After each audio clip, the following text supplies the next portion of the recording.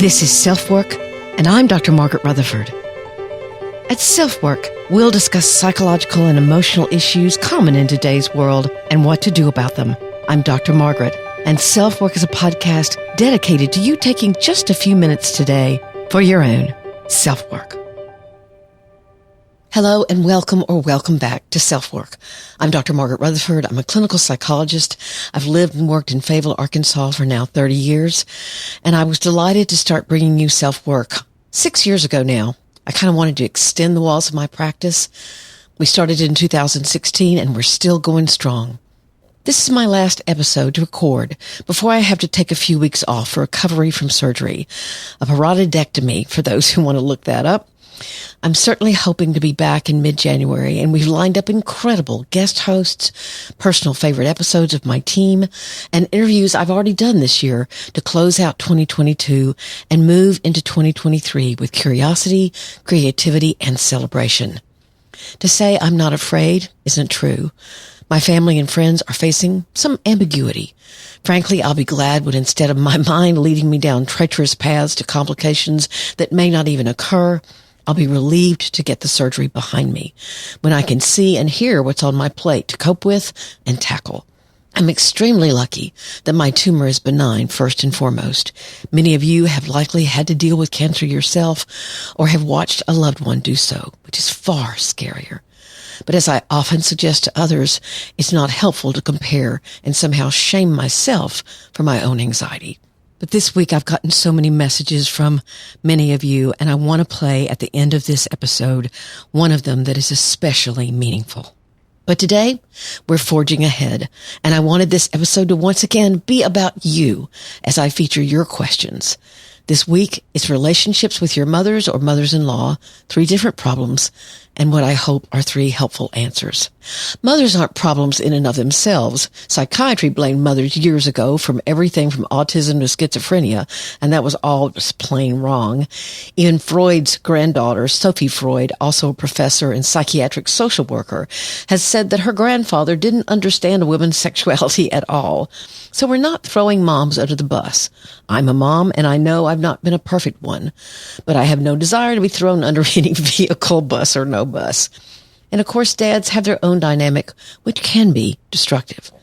But the questions I received did pertain to moms, so we'll focus on potential problems that can arise as you become an adult yourself and try to make the normal transitions along with your mother or your mother-in-law. First, let's hear from BetterHelp. The most common problem I hear from those seeking therapy is how hard it is to find a therapist, how long it takes, how vulnerable you feel asking around for names, how far you might have to travel to get to their office. BetterHelp solves those problems. After you make the first contact, their standard is to offer names of therapists to you in less than 2 days. And you can talk to them in a first session to see if it's a good fit. And if so, you're on your way. But if not, rather than going through an awkward call or email, you simply let BetterHelp know, and they'll ask what it was you didn't like and find someone else for you. This very caring process takes so much of the responsibility and the vulnerability out of it for you.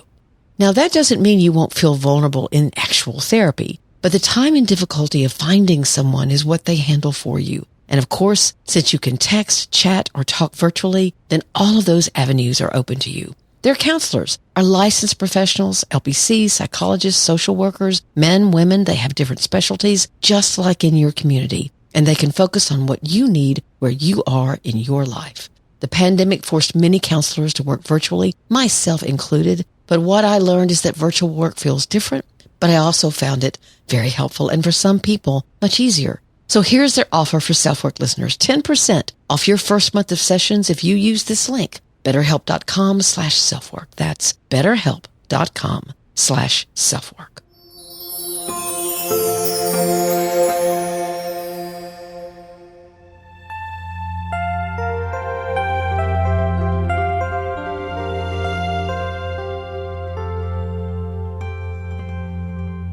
I recently enjoyed a wonderful weekend reunion with 5 of my best high school friends.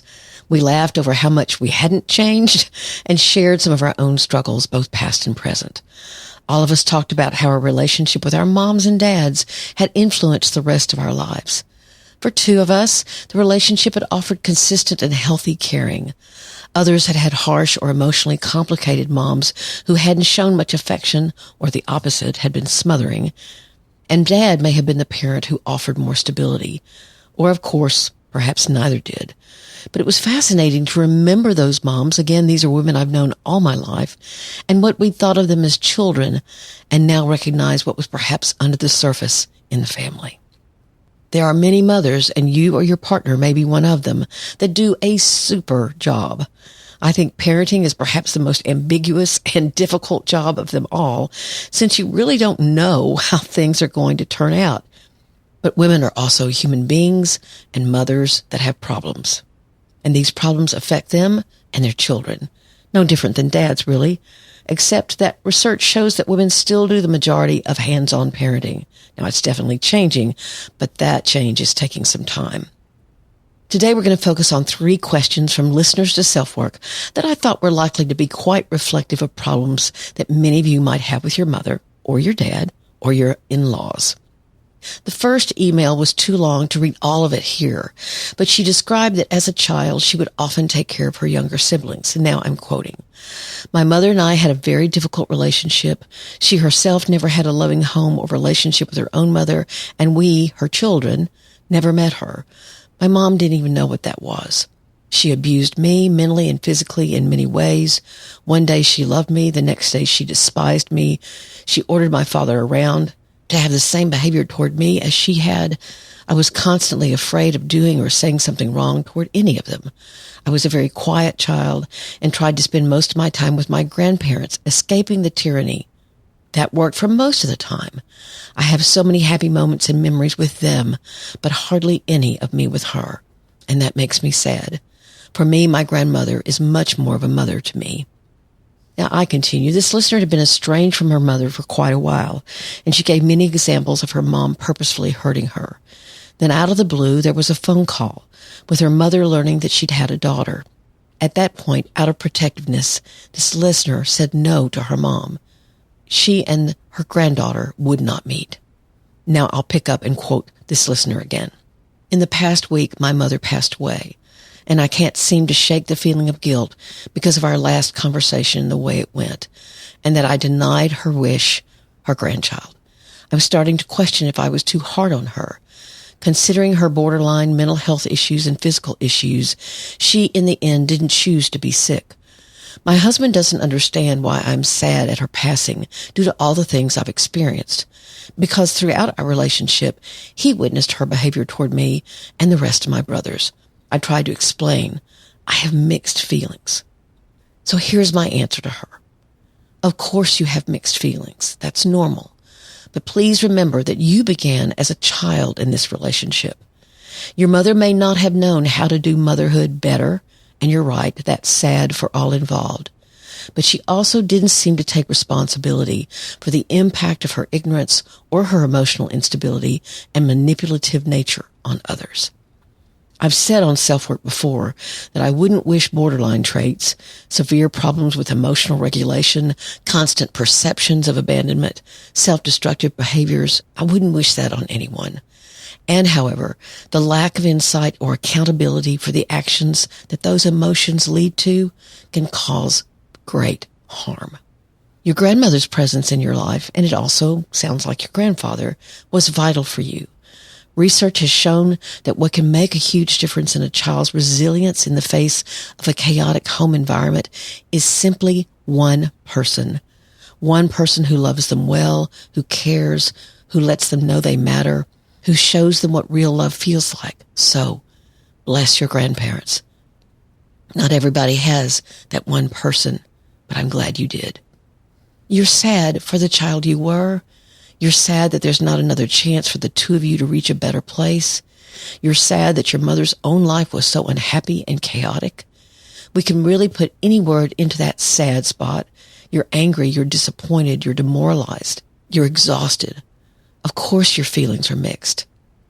If you can get into therapy to help sort this out, probably would only take a few sessions, please do so.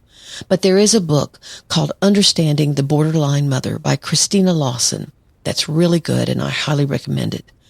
You can feel all these different feelings of grief, but also know that you protected your own daughter from what would likely be continued manipulation and chaos. You know, one of the reasons why I included this particular listener email is because the blog post on my website that actually gets hundreds and hundreds of views every week is called The Emotionally Unstable Mother. And I will share that blog post, and I'll share the podcast that mimics it or is very close to it. Trying to understand a mother like this is very, very difficult. And often you can be afraid that you're going to turn out the same way. But hopefully you had that one person. Here's the second listener email. I found your blog post and podcast about enmeshment to be very helpful. I've done a lot of self-work during the past few years to understand my feelings, but the emotional side of it still hits me hard. I'm in my late 20s and have had a close relationship with my mother ever since I can remember. She brought me up as a single parent, and due to various events, including her serious illness, where I became her caregiver for a couple of years, we have always lived together. I'm entering an exciting new phase of life as I'm about to move in with my boyfriend, and we're very happy together. I'd always planned to leave home sooner. I do feel a sadness about leaving my mother on her own. She's single, has few friends, and lives in a quiet rural area. The emotional weight of knowing that she will be on her own is hard. She has told me that she'll get on with it, but I know she doesn't always find it easy. She has made some comments to me about things she wishes she'd done differently in her life and how she never planned to be living on her own for the first time in her early 70s. She had children and married very young, and I'm the last sibling to leave. I wondered if you had any advice about navigating this transition period for mother and daughter.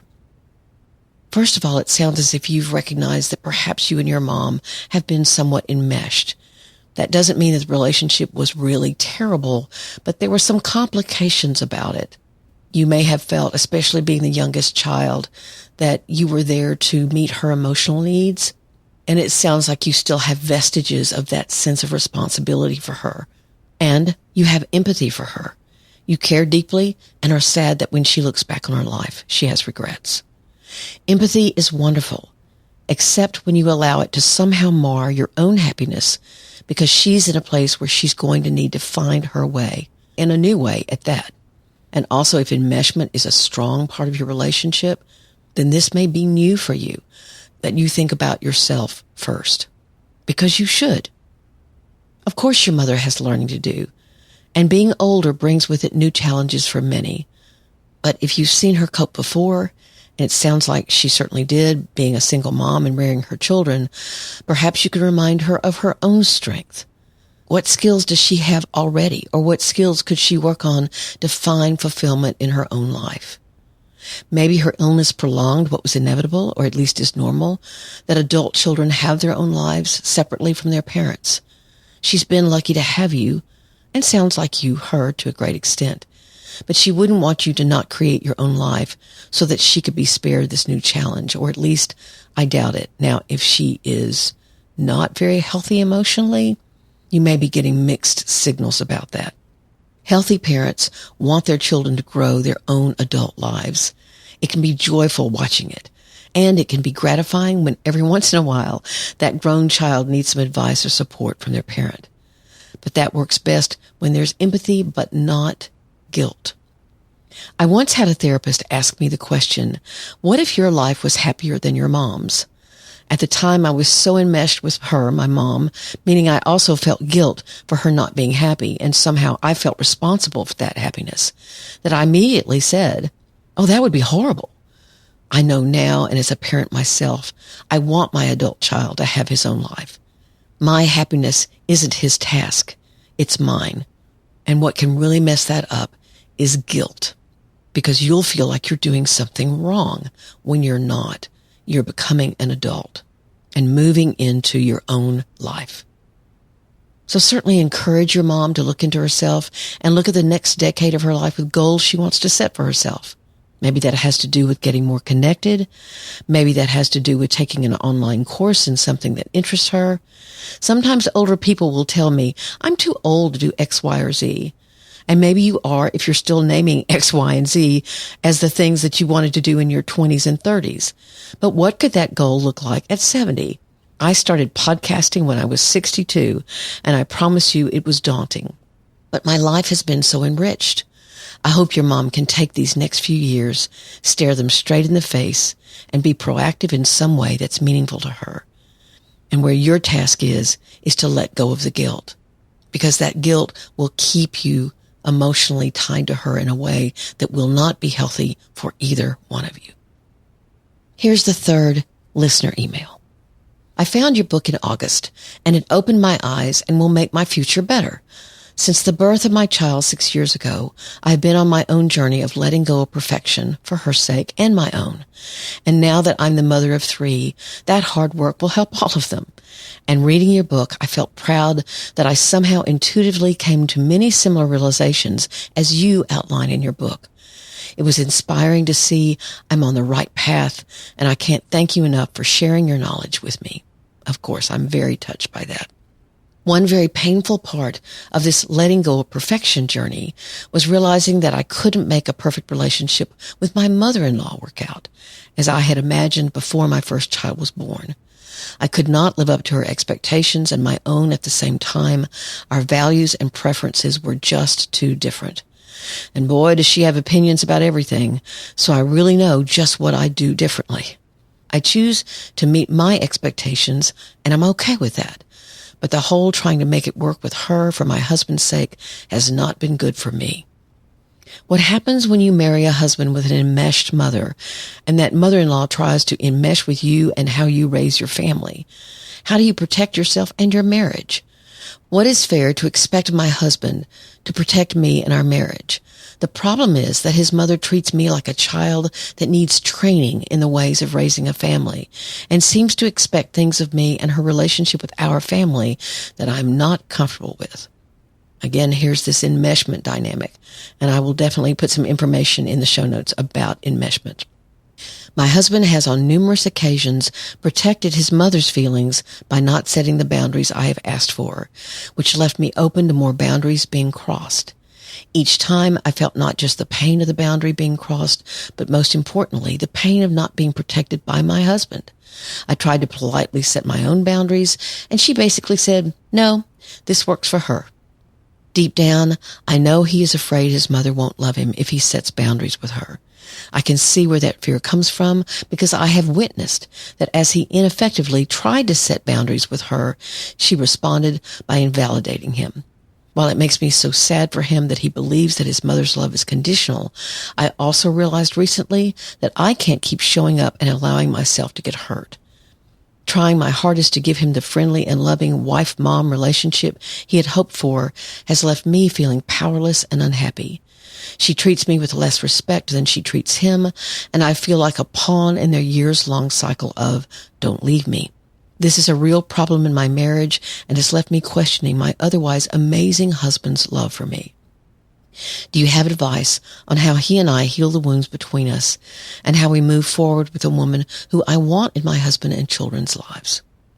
When I wrote back to this listener that I was going to feature her email question this week on SelfWork, she wrote me back and said that would be wonderful and both she and her husband would listen, so I certainly hope it's helpful. Here's my answer. First of all, let me say how much I'm impressed with your own insight and transparency in this situation. There are 3 facets of work that I think you and your husband could consider. First of all, are individual things that could be influencing your approach to this issue. For you yourself, the listener, it might be helpful to sit and think or write about the expectations you brought into the marriage. How could your experience with your own parents, especially perhaps your mom, be influencing your perspective? Often we want something very different than we had growing up, or at least hope to create that. Or sometimes we had a relationship with our mom that we walk in expecting to have with a mother-in-law, a really good relationship. Of course, I don't know. But I would imagine that something about your past is influencing how you're seeing this. Wherever that perfectionism is coming from that you talked about, that my book was helpful for you to see, how it was born or emerged may need to be considered here. How was anger or control a part of your childhood? Was there a sense of you being invisible And now some of that, or whatever it could be, is being triggered by your mother-in-law as well. Just start to wonder what's influencing your perspective that may have little to do with your own mother-in-law. And as far as your husband, now I'm talking to you, maybe you're acquiescing to your wife, agreeing that you're going to do something that you know you're not ready to do, and therefore unintentionally setting you both up for conflict or disappointment. Or perhaps you're really agreeing with your wife, but you don't know how to do it as of yet. And are you ready to learn? It certainly sounds like your mom isn't going to go along with the change, and you grew up with that. So again, that's had some sort of influence on you.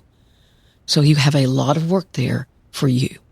It also may be that you don't agree with your wife and want to move things in a different direction than her. So both of you need to say clearly, this is where I stand. This is what I want. This is what I think I'm capable of right now. And then maybe you can talk about that in terms of now and 2 months from now and 4 months from now. But then, and only then, can you truly begin to understand how your desires are different and how you can begin to compromise. I've used the example before on SelfWork that if you have two teams that are playing against one another, they both have to take their stance, and that's when the game begins. Each team has to say, I'm going to stand here and this is going to be my plan, and the other team responds, and vice versa. That's what the two of you need to do. What are your clear differences, and how do you compromise? Now, I'm sure there are other aspects of this to consider, but those are a few that immediately occur to me. Obviously, not knowing the two of you, I can only make educated guesses, and I could be off. So that's the individual work. The second aspect of this is couples work. Your last question is aptly put. And to remind everyone, the listener wrote, do you have advice on how he and I heal the wounds between us and how we move forward? I think the first thing you and your husband need to address are those wounds. My gut is telling me that finding a way to feel partnered in this is essential. Because right now, as soon as the mother-in-law enters the scene, it sounds like things start going poorly between the two of you. Figuring out what to do about that will likely take some time. So you may need to give yourself a timeout from interactions with your mother or mother-in-law, and that might be important. In fact, even considering a timeout or writing to her that you both need some time might begin to cement the idea that the two of you are going to come up with a partnered way to approach what she's refusing to see is conflict. This is a complicated enough situation where I'd also recommend couples work with a therapist who may be able to help you define what steps you both want to take and what steps you're ready to take and how to take them. You want to try and use this situation to build trust, because underneath all this, could it be that the erosion in your relationship is due to losing trust in one another? Is the other one considering your feelings and struggles when they say or do something you may not feel like they are? And if you feel like they aren't, that's about losing trust, which is something you want to not do. Then there's a third facet to consider. That's the hope that you have for your family to be a warm and loving place for everyone. Your children, the two of you, your mother-in-law. Of course you do. That's normal. But you and your husband are only in control of part of that. Your part. You don't mention a father-in-law. I'm not sure what that's about, but he might be helpful or not. I've talked before on SelfWork again about realizing you only can control part of every relationship you're in. And as much as you might want a situation or a person to change or to be a certain way, that person may not be capable of it. So you may have to take into consideration that your mother-in-law or your mother may be unable to make this kind of change or simply not be willing to change it. And those are two completely different feelings. So if she's not willing to change it, what kind of plan do you need to have for that? And if you decide, I really don't think she's able to change this part of her behavior, then how do you handle that as well?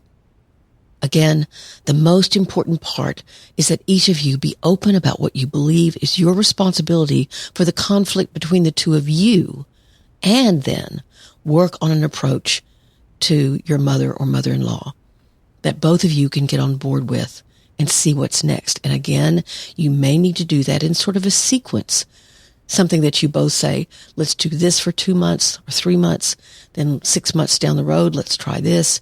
And again, I think a therapist might be very helpful. Good luck to you both. As I said before, I think probably many of you have situations in your life similar to these. I'm not a mother-in-law yet, and I've certainly heard my fair share of mother-in-law stories. So I'm going to do my best to watch my own boundaries and glory in the fact that someone loves my son, and he them.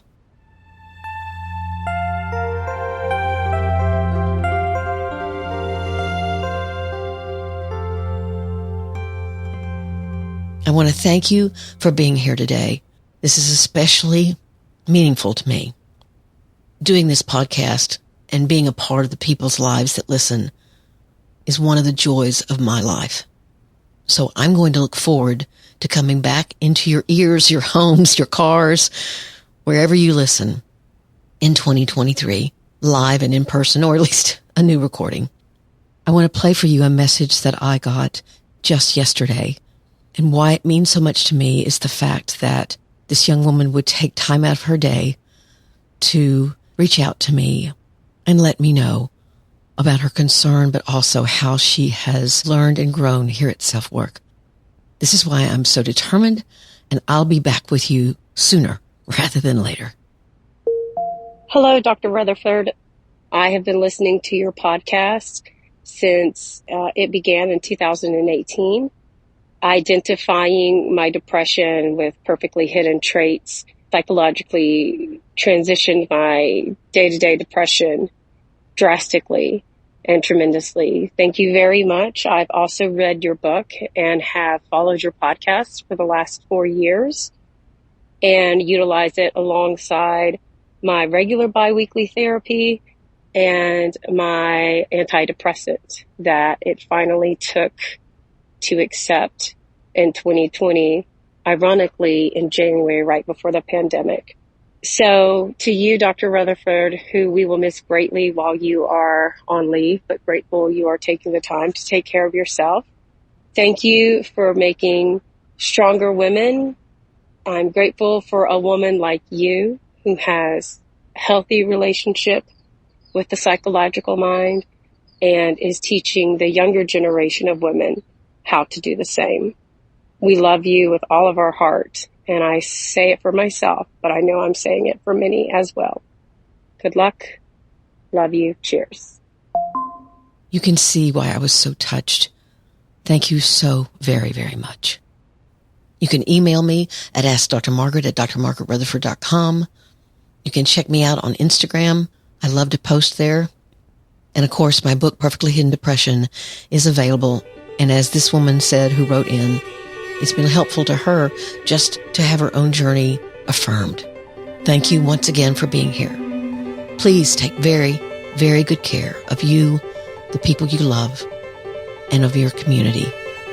I'm Dr. Margaret, and this has been SelfWork.